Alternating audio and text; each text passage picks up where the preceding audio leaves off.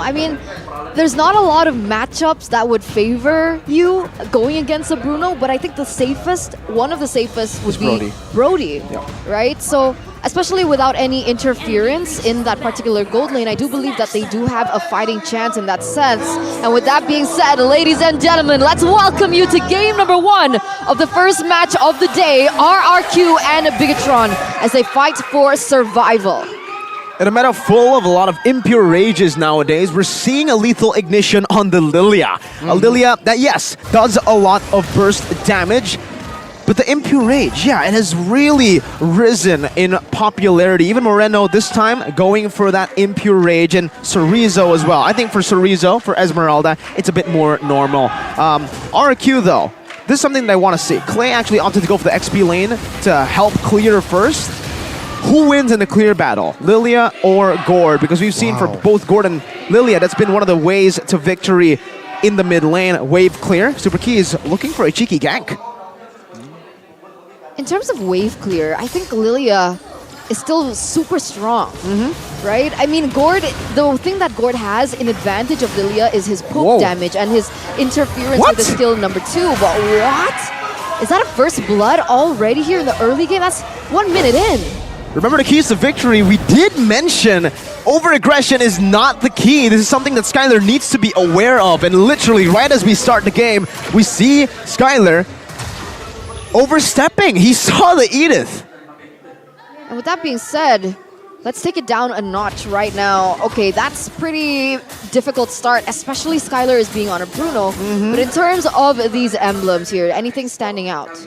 Well, again, I think it's the Mage Emblem, the rise of the Mage Emblem here. Usually, well, Super Key is going in first though. Yeah, good catch here. No Viraga armor for Banana. Not level 4 as well. It seems like Bigatron, they have zoned most of the members of RRQ, which sets up a perfect turtle. Take a look at the bottom side now. Fursic, airborne caught. Good stun on towards Fursic. Fursic, he will be taken down now. Super Chorizo finds the kill with the falling Star Moon. Free turtle, and take a look at that. Super Chorizo, quite low, retreats, but Banana again, he is level 4, but Mystic Gush will put him very, very low in the backside. Super Ken finds the turtle. RRQ now, they lose out on the map control and the turtle. Oh no, Super Key, he's actually looking for more right now. Does he want to go for it? Alright, they back away, but that actually propels Bigatron Alpha to a 1,200 gold lead here in the early game. Is this something that we expect from the composition that they brought? Yeah. Neutral objective control is definitely a strong suit for Bigatron Alpha here, with the Gord in the mid lane, a winning XP lane duel, and a roamer that can actually play with pickoffs and damage, poking damage. And as you can see, now I'm starting to believe that the curse is 100% real. Oh. Bro, I'm back. Are you though? Look, am I in the top prediction ranking? That's true. Oh, Super Key? Oh, son, Skylar! Super Key finds the flicker, Earth Shatter. Skylar even pops the Purify. That is a very expensive resource. Bigatron Alpha, 2,000 gold lead. That was beautiful, right? Because if you don't know a way to counter the Bruno, oh, in the mid lane though, that's gonna be a trade over. Oh, he might get the double. Super Chorizo down with the decimation. That's true damage for you. And top side, wild charge here just to prevent the Thresher. But it seems like 3v1 here might just a little bit be too much for Naomi. He is still there though. It seems like now Bigatron will somehow relieve off pressure. So that was a 1-for-1 trade in the grand scheme of things, right? They were able to take down Skylar, but in return, Super Moreno had to go down in the mid lane.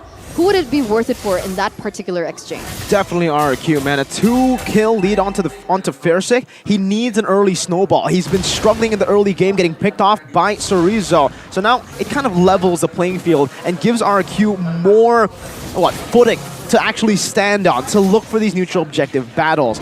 He's still a level below of Super Ken though.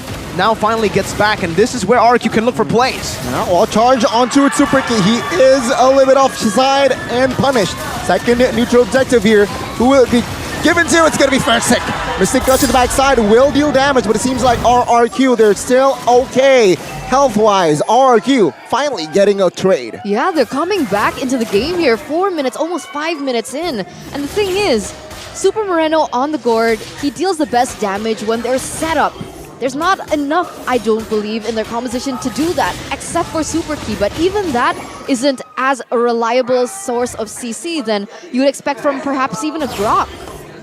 And now we definitely get to see the goal difference here, and mainly it's toward Sime, or Shive, actually. So for Bigatron Alpha, now that the mid-game power spike is finally hit, and the fact that, you know, the Fredrin is not as far ahead as the Martis anymore, they might want to look for more plays around the gold lane. There you go. That was an engage once again, but it's so easy to walk out at this point, right? Whoa. Clay is in trouble, is he? Yep. Oh, Black Shoes has been popped, but it seems like he is still fine. Top side though, Naomi, a quarter HP left.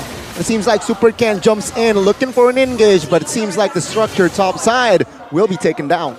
All right, so now Bigatron Alpha, they have a little bit in favor of them. They have a little bit of an advantage with the fact that they were able to take down that top-tier turret. I do believe that at this point, Skylar would have to be forced to trade to the bottom side or even look for something else on the board because he's so behind now. 1-2-0 KDA in the first 6 minutes of the game. How does he look for more? Does Naomi just have to babysit him all the time? Naomi babysitting Skylar is definitely an a strategy that they have been able to utilize a lot. But for this particular game, I would say don't lane swap. Let Banana go alone in the bottom lane. Let him be independent and play for Skylar in the top side. He'll have a better time farming against the Esmeralda compared to being up against the Brody, who is ahead now. And knowing Bigatron Alpha, they're trying to rotate for the Brody. Skylar though. Oh, so Rizzo trying to hold off the 2v1. It seems like he popped the Purify as well as an anticipation move for that wall charge. Turtle take now, it seems like heavily loaded for the side of Bigatron Alpha. It seems like First Take will not give it for free. 5,000 HP on the Turtle. Super Ken zoning. Mystic Gush pops. Black Shoes as well. Last Insanity will help First Take. Gets the low Turtle. Super Ken now backs away, but it seems like Naomi will fall. Not just yet. Torn apart memory will finally secure Naomi. Neutral objective battle. They're won out by RRQ, but they take a kill onto the roamer, and they'll be able to instantly capitalize on the turret. Bigatron Alpha, these retry battles have just not gone in their favor. It was a retry 50-50, and Super Key is looking for more. Banana now, Viraga armor deleted. Seems like now he will hold on, but not for long as Sive will secure the kill.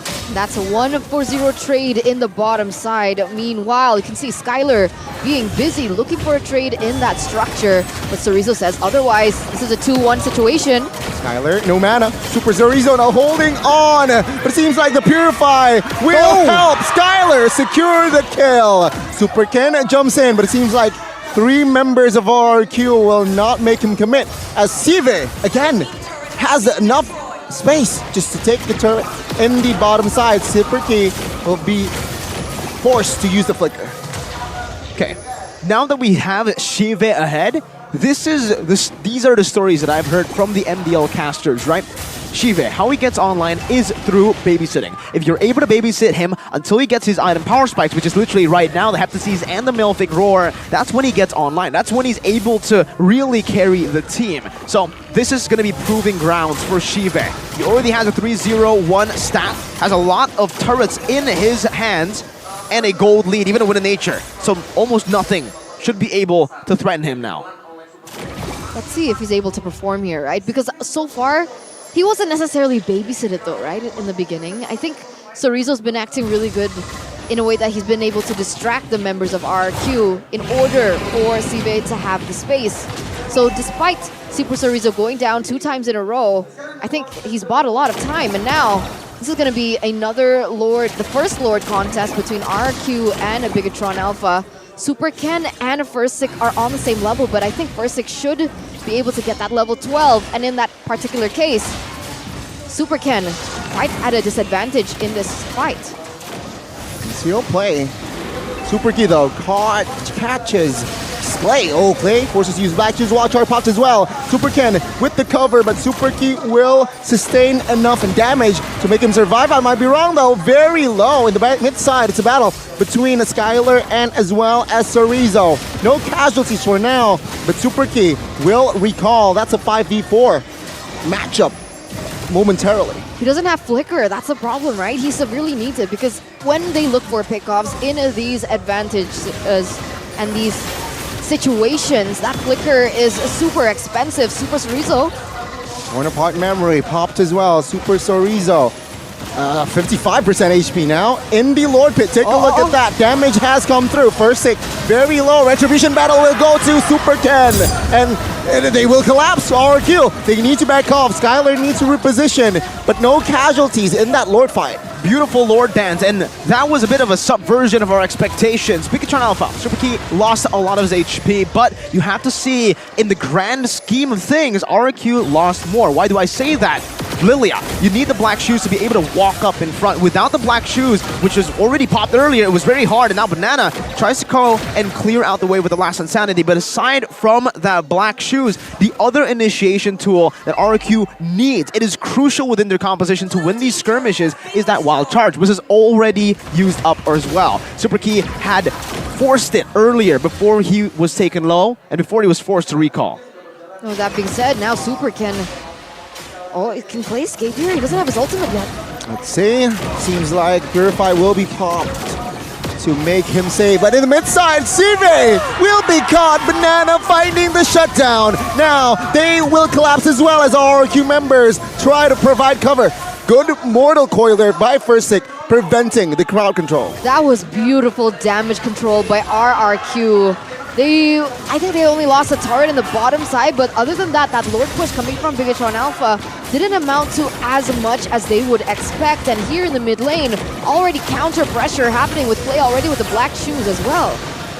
This is going to be really hard for Bigatron Alpha. As long as they don't have the Brody, Shive up, they won't be able to siege any turrets. They don't really have any siege presence aside from the Brody. Reno is a team-fighting hero on this gourd. He can't really look for any zoning as well around the neutral or around the objectives. He needs to use that purely for damage, the Mystic Gush. Let's take a look at the itemization here for the Brody.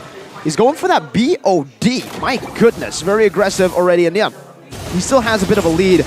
But as you can see from the Bruno, Skylar, I believe he should be going for a Wind of Nature next, but he may actually go for even more damage. Is that dangerous? It is very dangerous. Knowing that you're up against Mystic Gush, wait! Oh, Banana still survives. But it seems like he will lose his armor. Again, Bigatron Alpha, map control-wise, they're still controlling RRQ though. They will play it very, very patiently. And it shows with the real-time win probability here by the Samsung Galaxy S23 Series 5G, 63% in favor of Bigatron. But back to that point, wait a second, play? Okay, that was a purified, forced out of clay, and that's information for Bigatron Alpha. But back to that point, if he's afraid of the Mystic Gush, then why go for Wind of Nature? Is he forced on something like the Athena Shield, maybe? Yeah, I didn't get to finish the whole point because of a Mystic Gush and a Torn Apart Memory. The Mystic Gush is more so there to provide poking damage, and then the Torn Apart Memory is there to execute him, right? So with a Wind of Nature, you can delay that, and you can actually still escape from the Mystic Gush. You can't escape from a Torn Apart Memory. It's going to be really hard. Without Flicker, you only have that Purify to get rid of the stack. So Wind of Nature will be a key item. Banana gets caught. Conceal play, Braga armor will be taken out. It seems like the damage will be more than enough to make Banana lose his immortal. Skylar though, take a look at the critical, man. A Super Marino Flicker Mystic Gush towards the backside, and Naomi now caught in the front and will be taken down. It's a 1-for-1 for now, but take a look at this jungler v jungler in that Lord fight. Yeah, that's a 14 level level 14. Super Ken was behind, but he was still able to get the advantage. But in this particular sense, without both of these, well, roamers, what are we looking at here? Falling Star Moon on towards the back. Skylar caught. Last Insanity will foresee there. Pop the Flicker. Retribution battle will go to the hands of the Kings of Kings and RRQ. They will not force another fight as they know objective is K. Super Ken though will be isolated and caught. RRQ is back in the game. Losing the retreat battle and then going in, doubling down, thinking he might be able to get something back. But instead, he loses another big resource, which is his life as a frontliner here. Bigatron Alpha, they had the man advantage, but they were out macroed. RRQ were attacking from several angles, not letting the full front to back of Bigatron Alpha's composition work. And at this point, Bruno is dealing so much damage. A lot. How is Bigatron supposed to look for a dive onto him. The Lord is marching in the top side. RRQ has a 3,500, 4,000 gold lead here in the 14th minute as they completely turn it around. Bigatron Alpha forced on the defense. What happens to Rizzo? Wild Charge, and I believe Sea Halberd has been built by Skylar. So Esmeralda, he does not care. My lord. And that's where Skylar took the risk, right? The itemization earlier, we were mentioning it, he's not going to go for the Wind of Nature because he went for the Halberd. And at this point, he's going to get a very late Wind of Nature, but it doesn't even matter. Shiva hasn't been able to reach him at all. Heck, even Moreno hasn't been able to reach him. After that first death, Skylar has really reinvented his positioning. It's so difficult in a team fight, right? Because what is Super Key supposed to do? We saw in a 5v5, we saw that Super Key was looking for an engage, but even before he gets anyone caught, he gets taken down by the raw damage coming in from RRQ. So at this point, do they go for pickoff instead? I think the best case scenario would be Super Key gets in a pickoff. With an onward, get someone a half HP. That's the main thing. But if you can't do that, might as well play it reactively. I think they've been a bit too offensive in a lot of these skirmishes. Key has been looking for the engages and the pickoffs onto the wrong members. I'm not too big of a fan on the banana target thing, right? As X-Borg, Fraga Armor, 3 health bars, basically. With Fraga Armor, the first one, losing it out, using Last Insanity, getting another one, and then Immortality, getting another health bar. So Banana might not be the prio target to go for. They might actually just want to play reactively. Wait for Naomi to engage, and then with that Primal Wrath, you can zone RRQ away or capitalize on the full dive.